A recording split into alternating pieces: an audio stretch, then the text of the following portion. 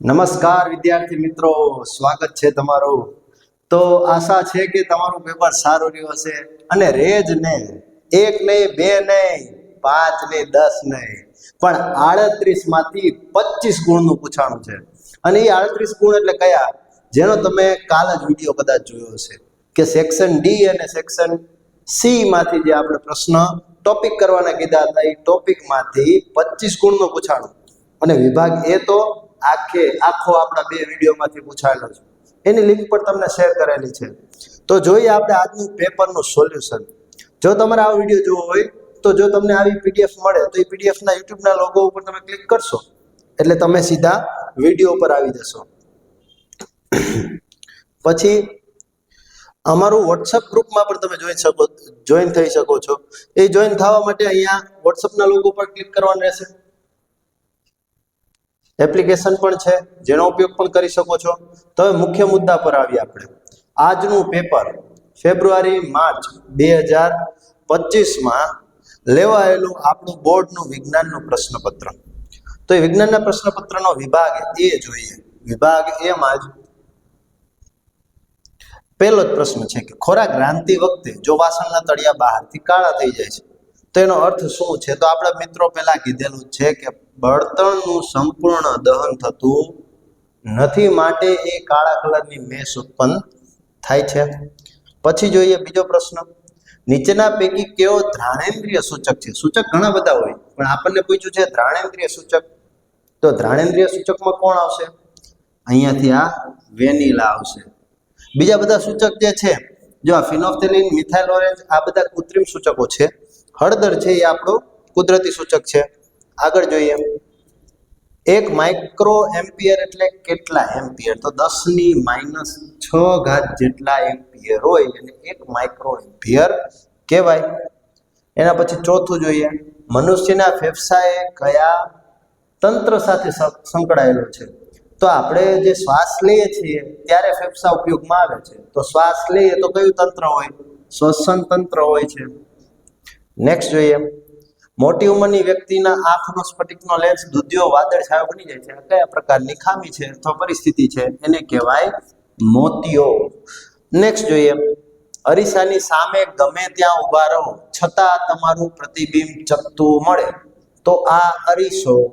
જો અહીંયા ઉતાવળ નહીં કરવાની. પ્રતિબિંબ ચકતું મળે એવો માત્ર બહિર્ગોળ કે માત્ર સમતલ ટીક નહીં કરવાનું. સમતલ અરીસો જે આપણે રેગ્યુલર વાપરતા હોઈએ છીએ અથવા તો વાણંદની દુકાને આપણે જઈને જોઈએ છીએ તે સમતલ અરીસો. તો એ સમતલ અરીસામાં આપણે ચકતા દેખાય અને બહિર્ગોળ અરીસામાં પણ હંમેશા ચકતું પ્રતિબિંબ મળે. તો બંને આવશે, સમતલ અથવા બહિર્ગોળ. નેક્સ્ટ જોઈએ, પૃથ્વીનો પોપડો ખનિજ સ્વરૂપે માત્ર ખાલી જગ્યા % કાર્બન ધરાવે છે. તો અહીંયા આપણો જવાબ બનશે 0.02%. આમ તો 0.025 પણ અહીંયા પાંચડો નથી આપ્યો, આગળના જ અંક આપ્યા છે તો 0.02. વિદ્યુત સ્થિતિમાનના તફાવતનો એસઆઈ એકમ ખાલી જગ્યા વૈજ્ઞાનિકના નામ પરથી. તો આપણને એટલી ખબર હોય કે વિદ્યુત સ્થિતિમાનના તફાવતનો એકમ વોલ્ટ છે, વી વોલ્ટ. તો આને સંલગ્ન અથવા તો આના જેવો શબ્દ આપણે ગોતવાનો છે. જુઓ, એમ્પિયર વાળો તો કોનો હશે? તો કે આપણે વિદ્યુત પ્રવાહના જે લખતા છે એ વૈજ્ઞાનિક છે, પણ અહીંયા આપણને એલેઝાન્ડ્રો વોલ્ટા છે એ વૈજ્ઞાનિક છે જેણે વોલ્ટનું આપણને એના ઉપરથી વોલ્ટનો એસઆઈ એકમ વોલ્ટ તરીકે લેવામાં આવ્યો છે. અજારક શ્વસન દરમિયાન આપણી સ્નાયુ પેશીમાં, જો અહીંયા મિત્રો એક ક્વેશ્ચન છે, આમાં કદાચ તમને બધાને માર્ક મળવા પાત્ર બની શકે પણ કદાચ છે, હજુ એ પેપર ચેકિંગની અથવા તો એ ટીમની જેમ યોગ્યતા હોય એ પ્રમાણે થશે. પણ જો કઈ રીતે? અજારક શ્વસન, શ્વસનના 2 પ્રકાર છે, જારક, અજારક. ઓક્સિજન સાથે હોય તો જારક, ઓક્સિજનની વિહીન હોય, ઓક્સિજન ન હોય તો ત્યારે અજારક, હોય તો જારક, ન હોય તો અજારક. હવે શું કીધું છે? સ્નાયુ પેશીમાં પાયરુવેટનું રૂપાંતર. તો સ્નાયુ પેશીમાં જ્યારે ઓક્સિજનનો અભાવ હોય છે, ન હોય એવું નહીં, ઓછો હોય ત્યારે પાયરુવેટનું લેક્ટિક એસિડમાં રૂપાંતર થાય, પણ અભાવ હોય ત્યારે ઓક્સિજન થોડોક તો હોય જ ને. તો જરાક પણ ઓક્સિજન હોય તો એને જારક શ્વસન ગણવામાં આવે, એને અજારક શ્વસન ગણાય નહીં. પણ જો આપણે જવાબ જોતો હોય તો લેક્ટિક એસિડ ટીક કરવો પડે. અને જો બોર્ડ એવું નક્કી કરે કે આ પ્રશ્નનો જવાબ બીજો પણ થઈ શકે, એટલે પ્રશ્ન ખોટો છે એવું કહી શકે, તો તમને 1 માર્ક મળવા પાત્ર બને છે. પણ એ ચર્ચામાં ન ઉતરતા આપણે 10મી ખાલી જગ્યા જોઈએ કે ખાલી જગ્યા પ્રાણી પોતાનું લિંગ બદલી શકે છે. તો એવું સ્નેલ છે, ગોકળગાય, કે જે પોતાનું લિંગ બદલી શકે છે. લેન્સનું સૂત્ર આપેલું જ છે, બેઠું પૂછાણું છે. સિન્નાબારનું રાસાયણિક સૂત્ર HGS. આ અગાઉ આપણે સોલ્વ કરેલા જ બધા પ્રશ્નો છે. આપણા બંને વિડીયોમાં આ જ બધા પ્રશ્નો આવી ગયેલા છે. ખાલી જગ્યા, ખરા ખોટા, વિકલ્પ, બધું જ. અને બેઠા પૂછાણા છે, આખો વિભાગે. તો જો તમે એ વિડીયો જોયા હોત તો તમને અચૂક ફાયદો થાય. પણ નિરાશ થવાની જરૂર નથી, આવા વિડીયો આ ચેનલ ઉપર આવતા જ રહેશે, એટલે જોતા રહેવાના, તમને ફાયદો પડશે. સોલ્ડર એ સીસુ અને ટીનની મિશ્ર ધાતુ છે. તો ખરું છે કે ખોટું કહેવાનું કે સોલ્ડરિંગ વાયર જે છે એ સીસુ અને ટીનની મિશ્ર ધાતુ છે? તો ખરી વાત છે. પછી જે બાળક પોતાના પિતા તરફથી વાય રંગસૂત્ર વારસામાં પ્રાપ્ત કરે છે એને છોકરી બને છે. તો આપણને ખ્યાલ છે પિતાના રંગસૂત્ર પાસે એક્સ અને વાય હોય. હવે એ પિતા અને માતા, એમાંથી માતાનો એક્સ અને પિતાનો જો એક્સ આવે તો છોકરી બને, અને પિતાનો જો વાય આવે તો છોકરો બને. તો અહીંયા શું કીધું છે? વાય રંગસૂત્ર મળે ત્યારે છોકરી બને છે. તો આ વિધાન ખોટું બને છે. 15મું, તારાઓના પ્રકાશનું વાતાવરણીય વક્રીભવન થવાથી તારાઓ ટમટમતા લાગે છે. તો પાઠમાં આપણને ચોખ્ખું જ કીધેલું છે કે આભાસી સ્થાન જે આપણને દેખાય છે તારાનું, એ વક્રીભવનના કારણે દેખાય છે ને, એટલે તારાઓ ટમટમતા લાગે છે. તો વક્રીભવનના કારણે થાય છે, એટલે એ વિધાન સાચું પડે છે. 16મું, જ્યારે એસિડના દ્રાવણને મંદ કરવામાં આવે, મંદનની ક્રિયા એટલે પાણી ઉમેરવું. તો પાણી ઉમેરો એટલે મંદ થાય. તો માનો કે કોઈ પણ એસિડ હોય, H2SO4,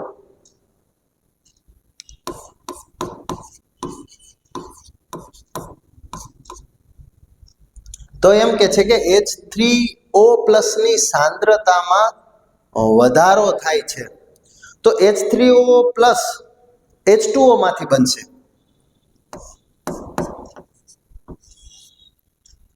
H2O માંથી બને છે ત્યારે એની સાંદ્રતા ઘટે છે, એટલે આ વિધાન ખોટું છે.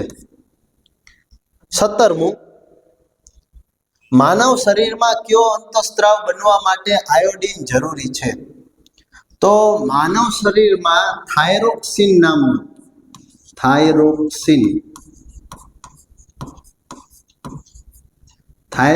નામનો અંતઃસ્ત્રાવ બનાવવા માટે આયોડિન જરૂરી છે. હવે આવે ક્યાં? થાઇરોઇડ ગ્રંથિમાં. હવે 18મું છે, જો લક્ષણ એ અલિંગી પ્રજનન વાળી વસ્તીમાં 10% સભ્યો જોવા મળે છે અને લક્ષણ બી તેની વસ્તીમાં 60% સજીવો મળી આવે છે, તો કયું લક્ષણ પહેલા ઉત્પન્ન થયું છે? તો એ પ્રભાવી લક્ષણ 60% વાળું લક્ષણ બી જવાબ આવશે. લક્ષણ બી. આ વખતનું પેપર એકંદરે સહેલું હતું, કેમ કે લખવાનું ઓછું થયું. કઈ રીતે આગળ જોઈશું આપણે. પ્રિઝમ વડે શ્વેત પ્રકાશના વિભાજન દરમિયાન કયા રંગનો પ્રકાશ સૌથી ઓછો વળે? તો સૌથી ઓછો વળતો પ્રકાશ એ સૌથી ઝડપી ગતિ કરતો પ્રકાશ હોય. તો એ કોણ છે? આપણને ખ્યાલ છે, લાલ રંગનો પ્રકાશ.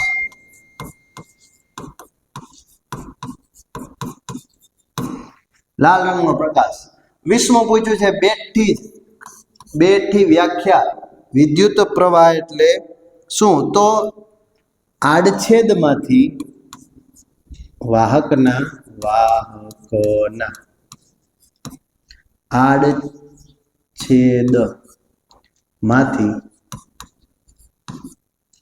એકમ સમયમાં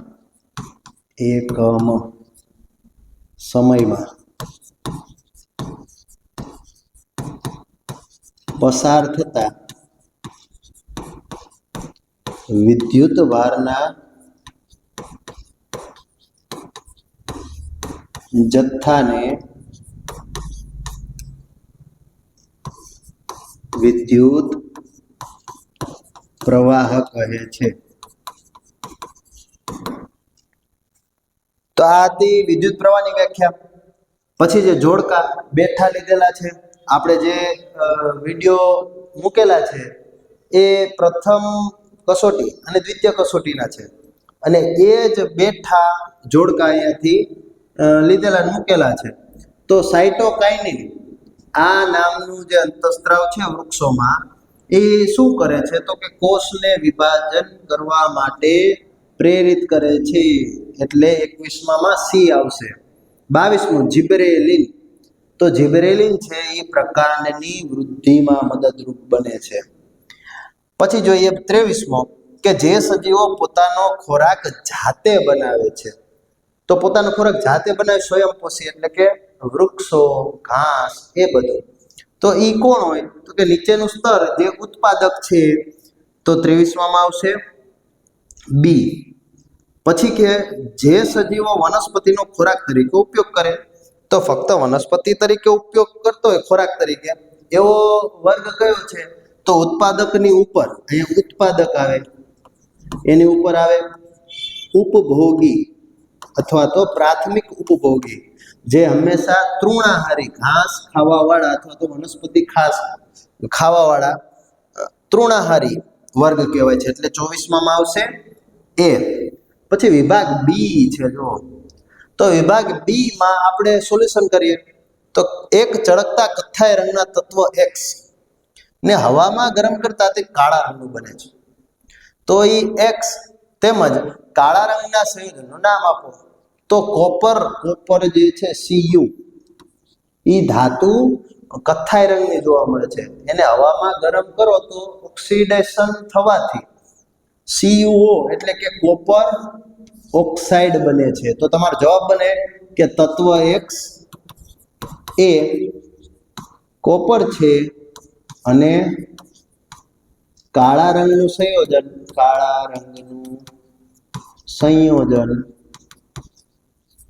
કોપર ઓક્સાઇડ છે. 26મો પ્લેટિનમ, સોનું અને ચાંદી આભૂષણો બનાવવા માટે વપરાય છે. મેં તમને ખાસ ત્રીજા પાઠના આપણે જે લેક્ચરના વિડીયો હતા એમાં ખાસ કીધેલું હતું કે કેમ તમે ઘરેણાં પહેરો છો એ સોનાના હોય છે, કેમ બીજી કોઈ લોખંડના ઘરેણાં નથી પહેરતા? કેમ કે સોનાના ઘરેણાં છે એને કાટ લાગતો નથી, ચાંદીના ઘરેણાં છે એને જલ્દીથી કાટ લાગતો નથી, અને પ્લેટિનમ છે એને પણ કાટ લાગતો નથી. કેમ કે નીચી સક્રિયતા ધરાવતી ધાતુઓ છે. તો આનું કારણ બનશે કે તે ધાતુઓ હવામાંના ભેજ સાથે પ્રક્રિયા કરતું નથી. આ એક કારણ છે. આવા તો ઘણા કારણ હોઈ શકે, એમાંથી ગમે એક કારણ લખ્યું હોય તો તમારો જવાબ સાચો બને. 27મો અમીબામાં પોષણ દર્શાવતી નામ નિર્દેશવાળી આકૃતિ. આપણે આ આઈએમપી કીધેલો હતો સી અને ડી માં જે ટોપિક કીધા હતા એમાંથી અમીબામાં પોષણ કીધું હતું. આગળ જોઈએ, નીચેની આકૃતિ જો. તો આ આકૃતિ શેની છે? બે પ્રશ્નો પૂછ્યા છે. એકમાં કયા પ્રકારનું પ્રજનન દર્શાવે છે? તો આમાં જે છે કલિકા સર્જન એક આમાં જોવા મળે, એક પર્ણફુટીમાં જોવા મળે. પણ આ આકૃતિ શેની છે તો કે પર્ણફુટી પાંદડાવાળી હોય. તો આ સજીવનું નામ શું હશે? હાઇડ્રા, કે જેમાં કલિકા સર્જન જોવા મળે છે. પછી આ ખાસ ધ્યાન રાખવાનું, ફક્ત દ્રષ્ટિ વિદ્યાર્થી વાળું તમારે લખવાનું નથી. 29મું એક લિંગી પુષ્પ કોને કહે છે? તો બે શબ્દ છે, એક અને લિંગી. એવું પુષ્પ કે જેમાં ફક્ત એક જ લિંગ હોય, સ્ત્રી કેસર અથવા તો પુંકેસર, કોઈ પણ એક જ હાજર હોય, એને કહેવાય એક લિંગી પુષ્પ. અને એવું કોણ? તો કે પપૈયું અને તરબૂચ. તો એના બે ઉદાહરણ છે. પછી આગળ જોઈએ 30મું અવકાશ યાત્રીને આકાશ ભૂરા રંગના બદલે કાળું દેખે. તો કે ભાઈ આપણે અહીંયા પૃથ્વી પર ઊભા છીએ, આકાશ જોઈએ છે, તો આકાશ આપણને વાદળી રંગનું દેખાય છે. પણ એ જ આકાશ જ્યારે તમે અવકાશમાં ફરવા જાઓ અને એ આકાશને જુઓ તો તમને હવે એ ભૂરા રંગનું નહીં દેખાય, કાળા રંગનું દેખાશે. કેમ? તો કે ત્યાં વાતાવરણ નથી, વાતાવરણનો અભાવ છે, ત્યાં નથી, ત્યાં ધૂળો નથી ઉડતી, રજકણ ઝીણા ઝીણા નથી ઉડતા. તો શું થાય? તો કે જે પ્રકિરણ વાદળી રંગનું થવું જોઈએ એ થતું નથી. માટે અવકાશમાં આકાશ ભૂરાને બદલે કાળા રંગનું દેખાય છે.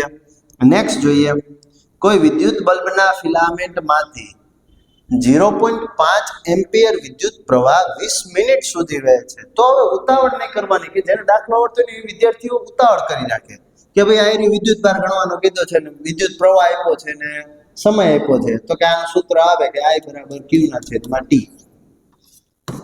આપણે સ્ટેપે શીખવાડેલા છે કે આવા જ દાખલાઓ કઈ રીતે ગણાય એ આપણે વિદ્યુતના પાઠમાં શીખવાડેલા છે.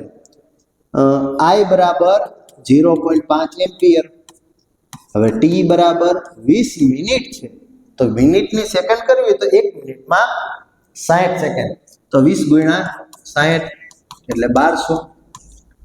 તો I બરાબર Q ના છેદમાં T, I એટલે 0.5 બરાબર Q ના છેદમાં T, T એટલે 1200, તો સીધા 1200 લખીએ. તો હવે Q ને કરતા બનાવી તો 0.5 ગુણ્યા 1200 એટલે 1200 ના અડધા, 600 કુલંબ જવાબ આવે. કુલંબ લખવું ને અડધો માર્ક જતો રહે. હવે જોઈએ 32મું, કે તમને કોઠો આપ્યો છે, એ કોઠા ઉપરથી તમને માહિતી ગોતવાની છે ને કહેવાનું છે. હવે આપણે જ્યારે ધાતુનું ચેપ્ટર ભણાવતા હતા ને ત્યારે મેં ખાસ કીધું હતું તમને કોઠા ઉપરથી સૌથી વધુ અને સૌથી ઓછી પૂછી શકે, પણ અહીંયા તો તમને આખો કોઠો જ આપી દીધો એટલે કાંઈ ઉપાધિ જ નહીં. લોખંડ અને પારો, તો કે લોખંડ આ છે, પારો અહીંયા છે, એમાંથી વધારે સારું વાહક કોણ છે? તો વાહક કોણ વધારે સારું હોય? કે જેનો અવરોધ ઓછો હોય. હવે તમને અવરોધકતા આપેલી છે, તો જેની અવરોધકતા ઓછી એ વાહક સારું. તો 10⁻⁸ અહીંયા 10⁻⁸ એટલે આને આપણે ધ્યાનમાં લેવાનું નથી. તો 10 મોટા કે 94 મોટા? તો કે 94 મોટા. તો 10 નાના એટલે એનો અવરોધકતા ઓછી. અવરોધકતા ઓછી છે માટે એની વાહકતા વધુ છે અને વધુ સારું વાહક કહેવાય, એટલે એનો જવાબ બનશે લોખંડ. પછી બી માં કયું દ્રવ્ય શ્રેષ્ઠ વાહક છે? તો હમણાં કીધું એમ સૌથી ઓછો જેનો અવરોધકતા હશે એ શ્રેષ્ઠ વાહક હશે. તો આમાં કોનો સૌથી ઓછો છે? તો કે ચાંદી. કઈ રીતે? તો કે 10⁸ બધાય છે, આ 10⁻⁶ છે. તો મિત્રો ધ્યાન રાખવાનું કે માઇનસ ઘાત જેટલી વધુ, જો અહીંયા આવી રીતે જો 10⁻⁸ એટલે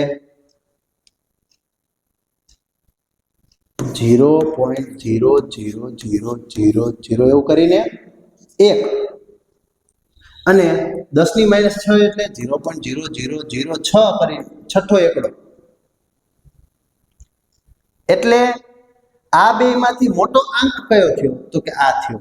પોઈન્ટની જેટલો નજીક આંકડો એટલો મોટો થાય, જેટલો પોઈન્ટથી દૂર જાય, જેમ કે 0.1 અને 0.0001, તો એમાં 000 વાળો અંક મોટો ન કહેવાય, નાનો કહેવાય, અને 0.1 વાળો અંક મોટો કહેવાય. એટલે 10⁻⁶ વાળું તો મોટું કહેવાય 8 કરતા, એટલે આ તો નીકળી જ જાય. હવે 10⁸ બધાયમાં જ નીકળી જશે.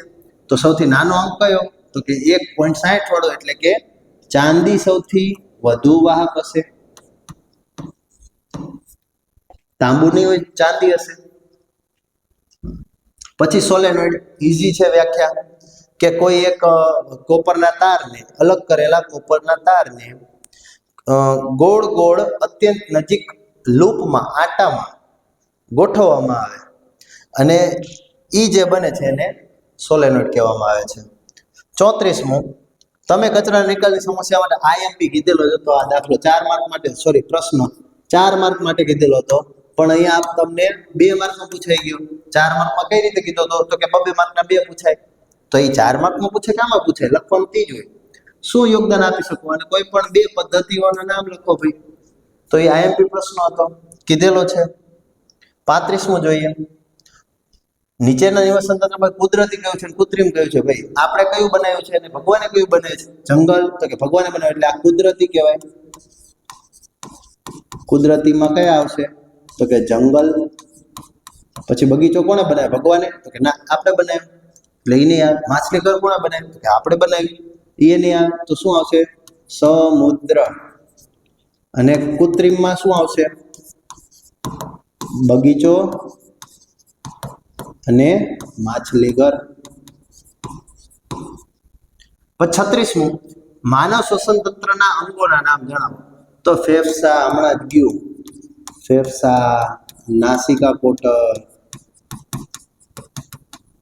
શ્વાસ નળી, શ્વસન નળી, રુધિર કેશિકાઓ, આવું ઘણું બધું છે, લખી શકો તમે કેટલાય નામ. ફ્લેમિંગના ડાબા હાથનો નિયમ. તો ડાબા હાથના નિયમમાં એવું હતું ભાઈ કે ડાબો હાથ લેવાનો છે, એની એક આંગળી આ જે પેલી છે સીધી રાખવાની છે. ઈ એટલે શું? તો કે ચુંબકીય ક્ષેત્ર, એ એની દિશામાં ગોઠવવાની. પછી આ જે બીજી આંગળી એના 90 ડિગ્રીએ ખુલે છે, આ બીજી આંગળી, ઈ એટલે વિદ્યુત પ્રવાહ, એની દિશામાં ગોઠવવાનું. પછી જે અંગૂઠો જે દિશામાં ખુલે ઈ આપણું લાગતું બળ હોય. આ ફ્લેમિંગના ડાબા હાથનો નિયમ હતો. હવે 3 માર્કના જોઈએ કે સંયોગીકરણ એટલે 2 કે તેથી વધુ પ્રક્રિયક હોય અને નિપજ ફક્ત એક જ હોય, એવી પ્રક્રિયાને સંયોગીકરણ પ્રક્રિયા કહેવાય છે. ઉદાહરણમાં શું હોય કે તો કોપર વત્તા ઓક્સિજન, કોપર ઓક્સાઇડ, Mg વત્તા O2, મેગ્નેશિયમ ઓક્સાઇડ. 2 તત્વો કે જેના X અને Y ના ઇલેક્ટ્રોન નીચે મુજબ છે. તો ભાઈ 8 ને 2 10 ને 11 એટલે આ સોડિયમ થયો આપણો. 8 ને 10 ને 7 17 એટલે આ ક્લોરીન થયું. તો ધાતુને ઓળખો. તો ભાઈ ધાતુ તત્વોને ઓળખીને નામ બતાવો. આ બેમાં ધાતુ કોણ છે? તો કે સોડિયમ છે, એટલે આને સોડિયમ લખવાનું, અથવા તો એને કહી શકો. અધાતુ કોણ છે આમાંથી? તો કે ક્લોરીન, તો આ ક્લોરીન, અથવા તો એને Cl કહી શકો. X અને Y દ્વારા કયું આયન સંયોજન? તો કે બધાને ખબર છે, NaCl, અથવા તો એને બીજી કઈ રીતે લખી શકાય? Sodium chloride. Sodium chloride. અને મીઠું લખો તોય ચાલે. પછી છે આકૃતિ પ્રયોગ છે, સેલો છે. કઈ કસનળીમાં થેલીનો રંગ બદલાશે? તો કે આ પેલીમાં, કેમ કે ત્યાં તેલનું સ્તર નથી, શુષ્ક હવા છે અહીંયા, એટલે એમાં ભેજનું પ્રમાણ ન હોય, એટલે આમાં હવા છે એની સાથે છે. કઈ પ્રક્રિયા? રાસાયણિક પ્રક્રિયા થશે. તો અહીંયા કઈ થાય? વિસ્થાપન પ્રક્રિયા થાય છે. પછી ઉપરોક્ત રાસાયણિક પ્રક્રિયા માટે જરૂરી પરિસ્થિતિ. તો કે અહીંયા આપણે તેલનું સ્તર કે શુષ્ક હવા હોવી જોઈએ નહીં, ભેજવાળી હવા જોઈએ. નેક્સ્ટ જોઈએ 41મું, ચેતાકોષ. આઈએમપી પ્રશ્ન તમને કીધેલો જ હતો. પછી તરુણ અવસ્થા સમયે છોકરીઓના કયા પરિવર્તન? આ આપણે કીધેલું હતું. પછી માદા પ્રજનન તંત્ર, નર પ્રજનન તંત્ર, આ તમને કીધેલું હતું. 44મું, કારની હેડલાઇટમાં કયો અરીસો વપરાય? તો કે અંતર્ગોળ અરીસો. પાછળ જોવા માટે? તો કે બહિર્ગોળ અરીસો.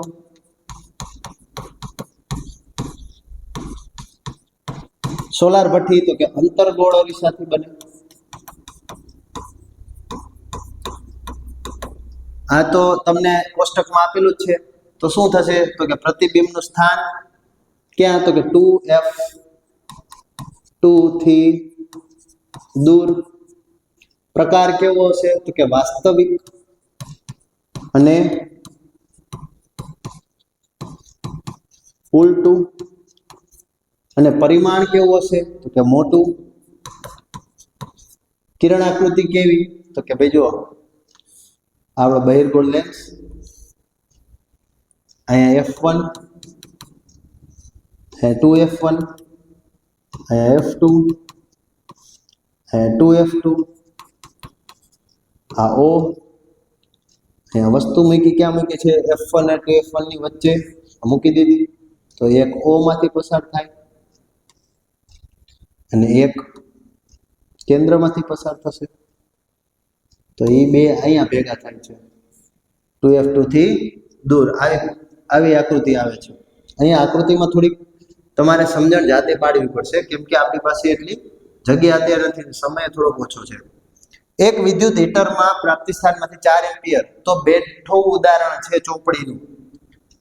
એ ઉદાહરણ લગભગ નંબર 3 છે વિદ્યુત પાઠમાં, બેઠું ઉદાહરણ છે, તો જોઈ લેવું. અહીંયા છે જો 5 દ્રાવણો ABCD આપેલી છે, તો તેને તપાસતા 4 1 11 7 9 pH દેખાડે, તો કયું તટસ્થ છે? તો કે 7 વાળું, એટલે કે ABCD, તો D દ્રાવણ તટસ્થ છે. પ્રબળ બેઝિક કયું હશે? તો કે સૌથી વધુ C, 11 નંબર વાળું. પ્રબળ એસિડિક કયું હશે? તો કે 1 વાળું, એટલે B. હવે આ બધાને ચડતા ક્રમમાં ગોઠવવાના pH મૂલ્યના આધારે, તો કે 1 વાળું કોણ પહેલા? તો કે B, પછી 4 વાળું A, પછી 7 એટલે D, પછી E અને પછી C આવશે. ચડતા ક્રમમાં ગોઠવી દીધા. પ્લાસ્ટર ઓફ પેરિસ IMP કીધેલો, એમાંથી જ આવ્યો છે. પછી સંયોજન માટે ક્રિયાશીલ સમૂહના નામ અને સૂત્ર લખો, તો નામ ઓલ લાગે છે એટલે આલ્કોહોલ, અને પ્રોપેન ઓન છે એટલે કીટોન. પછી ટૂંક નોંધ લખો લસિકા. અને ઉચ્ચ કક્ષાના વનસ્પતિમાંથી વહન તંત્રના ઘટકો ક્યાં છે તે લખો, તો લસિકા છે એ આપણું પાણી જેવું રુધિર સાથે વહેતું હોય છે, લસિકા કહેવાય છે. એવી આખી ટૂંક નોંધ છે ચોપડીમાં.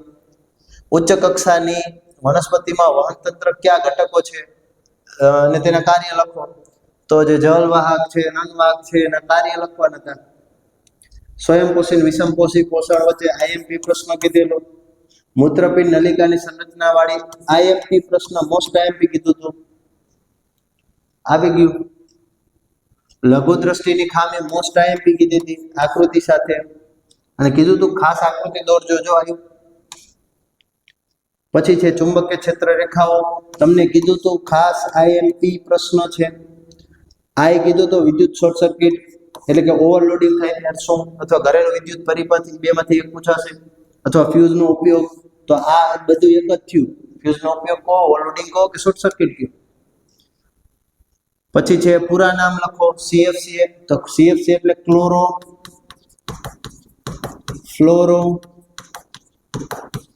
કાર્બન. આ નામ પૂછાશે એવું મેં ક્યારે કીધું તમને? તો કે જ્યારે આપણે 13મા પાઠનો વિડીયો ચાલતો હતો, લેક્ચર વિડીયો, ત્યારે મેં તમને કીધું હતું કે 1 માર્કમાં પૂછી શકે, પણ 1 માર્કની જગ્યાએ તમને 4 માર્કના, 2 માર્કમાં, 1 માર્કમાં પૂછાણું. ક્લોરોફ્લોર કાર્બન અને યુનાઇટેડ, અંગ્રેજીમાં લખાઈ ગયું, યુનાઇટેડ નેશન્સ એન્વાયરમેન્ટ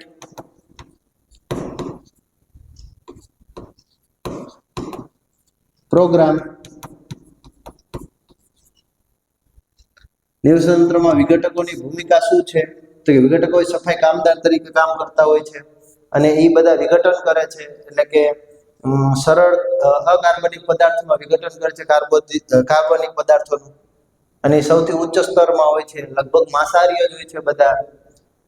એટલા માટે આપણા જે મૃતદેહો છે એ બધાનું પોવાણ કરે છે, વિઘટન કરે છે, એટલે એને સફાઈ કામદાર કહેવાય છે. એ લખવાનું હતું. તો આ હતું આપણું પેપર સોલ્યુશન. એ આ યુટ્યુબના લોગો ઉપર તમે ક્લિક કરશો તો પણ તમે એ વિડીયો ઉપર પહોંચી જશો, અને આવા જ બધા પેપરના સોલ્યુશન આ ચેનલ ઉપર મળી રહેશે. તો આવું વિડીયો ભૂલતા નહીં જોવું, અને તમારા લાભ માટે આ ચેનલના વિડીયો જોતા રહો. Thank you.